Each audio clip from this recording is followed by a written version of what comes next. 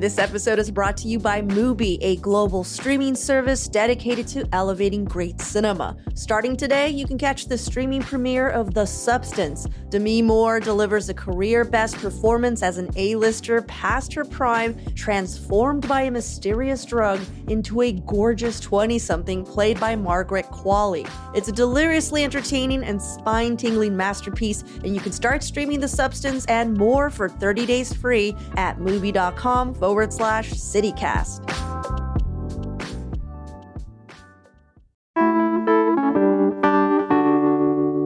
Today on CityCast Portland, we stayed up until 2 a.m. so you didn't have to. We have the winners of some key local races and some surprising frontrunners and the ones that are still too early to call.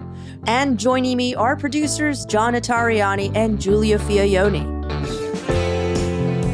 It's Wednesday, November 6th. I'm Claudia Meza, and this is what Portland's talking about.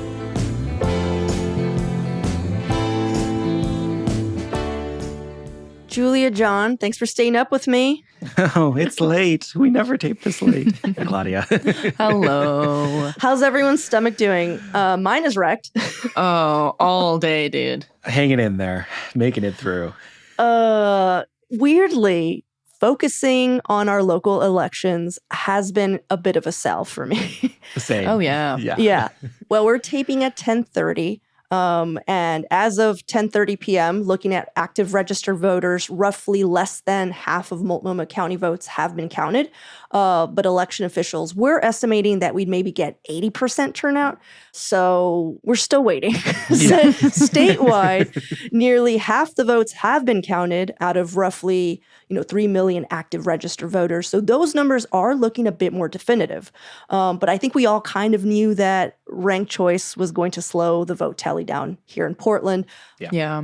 I mean, as of 9 p.m. last night, we were getting reports that people were still in line at the Multnomah County Elections Office. Which is crazy. Yeah. I mean, the whole point of mail-in is that we don't stand in lines, but... The Portlanders just love standing in line, Claudia. We love standing. They're just like... Never fails. Is this the election brunch? No, I think that the ballot box arsons rattled enough people that it actually affected early turnout, and people wanted to physically put their ballot somewhere, Yeah. Like, when are election officials now saying that we're going to actually get final results in? Well, we don't really know exactly, but Good. within the next few days is the hope. So the way that it's working, Multnomah County Elections is putting out results at 6 p.m. each evening for the rest of the week. So we'll know more Wednesday night at 6 o'clock. We'll know more Thursday night at 6 o'clock. The hope is that by Thursday evening, we'll have definitive answers in most, if not all of these. But, I mean, the trick is that, there are still ballots that are in the mail. So, if some of these races are really close, it could take even longer to have final results. Right. But I'm actually kind of surprised at how many races we do have results in. I think that there's a lot of them where we already have some answers, which is not what I expected tonight. Yeah. For sure. And some unexpected frontrunners. I mean, You've been looking at the citywide race results that have come in so far. Where are we now? I think the surprise right now is the lead that Keith Wilson has in the mayor's race. Mm-hmm. Again, we're saying we're dealing with a little less than half the votes, but at that number, he's leading Rubio 63% to 37% after the ranked choice tabulation has gone through. Even in the first round, before the ranked choice magic happened, Keith Wilson was way far out ahead. He had about 61,000 votes compared to Rubio and Gonzalez with both about 33,000. He's got a definitive lead here. And it's also interesting because, when you look at the way that the ranked choice worked, a candidate gets knocked out and then their votes go to the person who was ranked second on that ballot. Mm-hmm. Rubio and Gonzalez were neck and neck when it came in the first round. Gonzalez a little bit ahead, but Gonzalez got knocked out before Wilson did. But again, not even half of the votes are in yet. In this very preliminary, not quite complete set of votes, yeah. Yeah, and we're not going to get the next round till, Wednesday night. I was very, very surprised that, the first round Renee was already out. Yeah, it sounds like the Don't Rank Renee campaign really did something with all the different rounds of tabulation, at least from what we can tell right now. Yeah. Yeah. Well, let's look at some of the city council races. I know some districts are already calling, basically like, here's one winner out of the three. Let's go through District 1. What are we seeing there? Let me give you like a little bit of just sort of high level looking at what's happening across the district, because there are some interesting trends, right? Like you said, a few are starting to already be called, which means that in a few districts, there's some really commanding leads where one candidate jumped way far out ahead of the pack of the 20 or 30 other candidates. We're also not seeing a lot of ranked choice trickery in the city council races, right? In just the straight vote, whoever is coming in 1, 2, 3 in the first round of votes are the people that are getting to the top of the field so far when the ranked vote tabulation goes through as well. So we're not seeing any of those weird things where the people and the candidates get all mixed up through the ranked vote process, as some people were worried about. Well, let's talk about District 1, which is covering most of outer southeast and some of outer northeast. Yeah. District 1, top 3 vote getters are Candace Avalos, Loretta Smith, and Jamie Dunphy. Avalos has a strong lead in that race, has about 1,000 more votes than the third place Jamie Dunphy by this first round of votes. Yeah. I was surprised that Steph Routh wasn't at all popping out at this round of ranked choice voting, just because I've seen her everywhere. Like, she's gotten a lot of coverage. Let's just put it that way. This is one that I could see moving, though. Like, when you're looking at, who's number 3 through maybe number 6 or 7, there isn't a ton of variation there. So as more votes come in, it's possible that like some of those candidates could jump around a bit. Right. Well, District 2, that's our district, John. Julie, are you part of District 2? Or are you a district? You're in District 3, aren't you? District 3. Well, then this isn't for you, Julie. I'll close my ears. Yeah, close your ears. No, for District 2, I was very surprised as to who's the front runner at this point. John, you might know who I'm talking about. Dan Ryan, current city councilman, future city councilman, hasn't been officially called yet, but hey man, name recognition, right? Like, this is the guy, when people look at 22 candidates on their ballots, a lot of people checked him in first. Rounding out the top 3 right now are Elena Pertolgini and Samir Kanal. It's kind of interesting to see some of the people who I thought were making noise that are trailing pretty far behind in this district, right? Like Nat West, I feel like there were a lot of people talking about Nat West. He is far behind some of the leading candidates so far as these votes have come in. I was very surprised because Dan Ryan, to so many people who've been following, local politics, he represents something that people are very upset with. So the thought that they're just like, yeah, that guy, let's do it again. Yeah. I was surprised. Yeah. But okay, Portland. Shows how much we know. Yeah. Well, let's look at District 3. Julie, you can start listening again. That is inner southeast and certain parts of northeast. Tell me, like, what are we seeing here? This is one of all of them. This is one of them that has the clearest sort of like, okay, here's the winner. Steve Novick, former city councilman again. That race has been officially called by the Oregonian. He has a huge lead out front of even the second place candidate in that race. And like, this is one where the top 3 vote getters, Tiffany Koyama Lane is in number 2, Angelita Murillo is in number 3. They are so far ahead of the rest of the candidates in this race. I would be pretty surprised if anybody else like made it through. I think of all of them, I will eat my hat if I'm wrong, but I feel the most confident being like, District 3, this is what it's going to be. Did everyone hear that? Oh, Johon. Are you going to hold me to? And it's going to be a fedora too. A fedora? John, do you even have a hat? I own hats, Claudia. Do you really? I do. I don't think I've ever seen you in a hat. Vote in if you think John has a hat, because I don't think he does.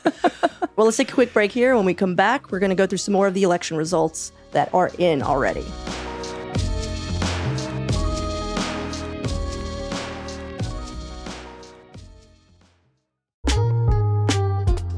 Experience art, nature, and science like you've never seen before at Exquisite Creatures Revealed, the newest exhibit from Christopher Marley, on view now at the Oregon Museum of Science and Industry. Exquisite Creatures Revealed features over 10,000 rare birds, reptiles, insects, and other real specimens from around the world in stunning detail. Among them include the first preserved giant corpse flower, an Amazonian stingray, and a 10-foot-long Japanese spider crab.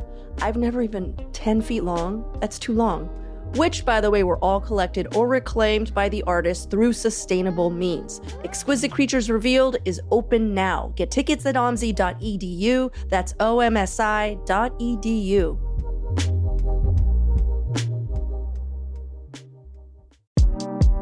Paint Care is all about keeping it simple for Oregonians. They make recycling leftover paint, stain, and varnish easy with convenient drop-off locations like your local paint or hardware store. Each new paint project is an opportunity to reduce waste, and Paint Care has 3 simple rules for painting smarter. 1, you buy the right amount of paint for the job. 2, you use up leftover paint. And 3, recycle the rest. Visit paintcare.org/3 simple rules to get tips on how to buy the right amount of paint, explore ideas for DIY projects for how to use up that leftover paint, and to look up your nearest drop-off site. That's paintcare.org/3 simple rules.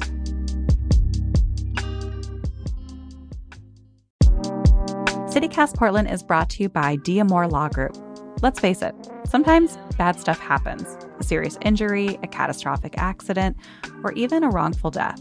It can turn your world upside down. When it does, you deserve unwavering support from a dedicated team. Yep, you need a lawyer. D'Amore Law Group has over 30 years of experience protecting the rights of Oregonians. Their team of skilled attorneys, led by distinguished trial attorney Tom D'Amore, will work tirelessly to make sure your voice is heard and your rights are protected. Here's what one of his clients said. Tom fights for his clients from the first day they meet him through the last day of trial. If you or a loved one needs help holding those responsible for your injuries accountable, contact D'Amore Law Group at 503-222-6333 or visit d'amorelaw.com to schedule a free consultation. They are committed to fighting for the justice and compensation you deserve right here in Portland. So District 4, which includes all of West Portland and a sliver of inner Southeast, which includes Selwood. That's another race where we have a clear frontrunner, and it's being called. Ding, ding, ding. Olivia Clark, former Governor John Kitzhaber's staffer, former TriMet worker. The Oregonian is saying she's in. And again, when you look at the votes, she has more than twice the number of individual votes than the person who is in second place behind her, Mitch Green. So right now, the top 3 vote getters, Mitch Green, Eric Zimmerman, round out the top 3. As confident as I am in District 3, I am not confident in District 4. I feel like there's a lot of other candidates that are pretty close behind. So as we see more votes come in, we could have a different second and third seat there. But Olivia Clark is definitely going to be one of them. Yeah, Eli Arnold is like right up there. Mm-hmm. You know, I could see that flipping. For sure. Well, I mean, I guess we have something. I don't know. Yeah. This is the problem with like trying to cover an election with our new voting system. We're just like, maybe? Yeah. I mean, again, like more definitive answers than I thought. I think that we can make some pretty good guesses of who's going to be in. I would be very surprised if Candace Avalos wasn't on it. I would be very surprised if Dan Ryan wasn't on it, you know? Right. Would you be willing to bet more hats to eat on those conclusions, John? Let's throw a shoe in there, John. I am a 1 hat per election cycle better. Well, you know, you're right. We're seeing some clear numbers of what's going to happen, which is for the county commissioners race, we already have a winner. For District 1, we have Megan Moyer over Vadim Mazirski with just a little over 57% of the vote. Just so if you forgot, these were the runoffs where both D1 and D2, we couldn't figure out exactly who was going to be the winner, but so far the candidates in the lead are still in the lead. So I think I'm going to throw my own hat in here. I can't imagine that Shannon Singleton isn't going to, you know, surpass Sam Adams by the end of Wednesday night, just because where we're at now, you know, She's going to hit 54% pretty soon. He has 46, 47%. I don't know. I'm just not seeing a big jump. I mean, and that's one where, again, we're taping at 10:30 at night. More results are coming in overnight in that race. So it could even look different or be called by the time that this is the one of everything that we're talking about. It could change by tomorrow morning. Yeah. Well, those were the city and county races that we were looking at, but we also covered some state ballot measures. And because this was not ranked choice voting, we have an answer on most of these have already been called. Oh, yeah. So just running through them very quickly, Measure 115 passed, which was the option for Oregon legislature to impeach elected state officials, something that basically every other state does. We're just catching up. And that was passed. Measure 116, this was one that is still largely undecided with a 46.7% yes, 53.3% no split. This measure would create an elected official salary committee. But people were saying that the language is a little bit too nebulous and that legislators would be the one who decides who's on this committee, which is why you see a little bit of that split. This issue is rooted in the fact that a lot of people think that our legislators just aren't paid enough. Measure 117 is something that failed.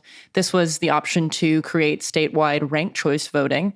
It failed spectacularly. And I have to say that I think that a lot of us went through ranked choice voting this time around and we're like, again? It's funny. And I agree. I think there was probably some fatigue in the midst of filling out the ballot. But what's interesting, and I have to point this out, you would imagine that in Multnomah County, people would largely say no because of the many, many, many people we had to sort through on our ballots. But Multnomah, Benton, and Hood River County all said yes for this measure. They were the only 3 counties out of all of Oregon to say yes. For punishment. So we really love that, sitting down and filling out a ballot. Moving on to Measure 118, which also failed. This was the corporate tax increase to give roughly $1,600 annual check to all Oregonians. People were calling it some type of a universal income. It failed pretty hard. It's a 79% no, 21% yes. There was a lot of money that went into opposing this measure. And a lot of people felt like because of all the support money largely coming from California, that we were almost feeling like we're being used as a guinea pig. So it's interesting to see this outcome. Last one, Measure 119. This one passed. Put simply, just makes cannabis workers have an easier time being able to unionize. And it's set up in a way of employers having to sign this quote unquote labor peace agreement in order to get a license from the OLCC. This one was a little bit more split. It was a 54.7% yes and a 45.3% no. But a lot of the opposition came from one group in particular, the Taxpayers Association of Oregon. And they were talking about how the industry is already fragile and this would make it even harder for people to exist. And people didn't feel that way. So that's what's going on with the state measures. Well, thank you, Julia. I wasn't surprised by most of these. Neither was I. Except Measure 116, I was a little surprised. I thought that we were all on the same page, that we should be paying our state officials more, but I guess the language wasn't perfect. Something that I was keeping an eye on, you guys, while we were all trolling for the latest results, were just all the jokes people were throwing out, just because I don't know how it is for you guys, but when I'm very anxious, I do tend to get a little silly. Yes. And some people just had some pretty funny retorts. But so we just wanted to share them, just to share any kind of levity, because I know most of us are not having a really good time right now. Yeah. This is like rejecting the anxiety. This one was my favorite by far. This one was from a Redditor, Welsh Pirate. They said, "I'm sure Renee considers not ranking him, quote unquote, light assault." So referring back to the Max line incident from a while back. And then another one quick for you. "No matter what happens tonight, I'm getting drunk and crying," with a follow-up of, "Why wait? I've already started." These are both Redditors. And the last one, another favorite. And this applies to everyone. It's a tweet from God on Twitter, or X, I guess. "Please know that no matter what happens tonight, I'm ashamed of you." Thank you, God. Yes, we're all ashamed of us right now. We're feeling it. Yeah. Yeah. Yeah. Well, can I give you one last one that I just saw, which is so silly, but I loved it, which is, I don't know, guys. I don't think Biden's going to win.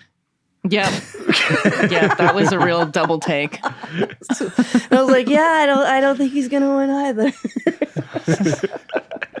Here's one more that I saw. There was a video that was put out by the Portland Police Bureau of police officers like out riding bikes to patrol to make sure that downtown was safe. And somebody on Twitter wrote, "Cops currently protesting left-wing election returns in Portland." Oh, man. Yeah. I mean, I don't think we're going to expect much until the national elections come through. Unfortunately, no one's going to be rioting over a city commissioner or the fact that the city auditor is once again Simone Reddy, which I was just like, she beat herself. She Good really job. squeaked it out in that unopposed election. Yeah. Yeah, I can't believe we didn't open with that nail biter. Yeah. I just want to quickly shout out that we will be doing a Friday roundup. And it all depends on when these results are coming in, on what we're going to be talking about, and when we're going to be taping it. We might actually tape it like Thursday night. Like many things with this election, we had a plan, and that plan may follow through. It may not. But we'll have a great show on Friday, breaking down everything we know either way. We may have to bring some hats to eat. There will be a lot of hats going around. Well, we will be giving everyone a respite for election coverage on Thursday. We will be looking at just places to run away. Yes. All over Oregon, all over Portland, just places that we can just go find a quiet spot and cry. Yeah. And just cry. All right, guys. Well, thank you so much. Let's go. I don't know, guys. Let's go to the bar. See you at the bar. Let's finish editing this show and posting it. And I'll be at the bar. And if there are still bar hours, yeah. Yeah, I'm going See to you the at bar. Slim's at 2:15. Bye.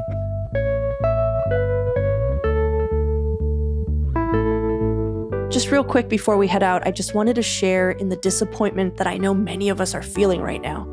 I know for me, the thing that will keep me going is knowing that my neighborhood, my community, our city is what will most directly affect my day-to-day. So just knowing that I can focus my efforts here in the city that we love, that we live in, just to make it just a little bit better is actually helping me. And I hope that maybe it'll also help you. So hugs. Please take care of yourselves. I'm definitely drinking my good whiskey tonight.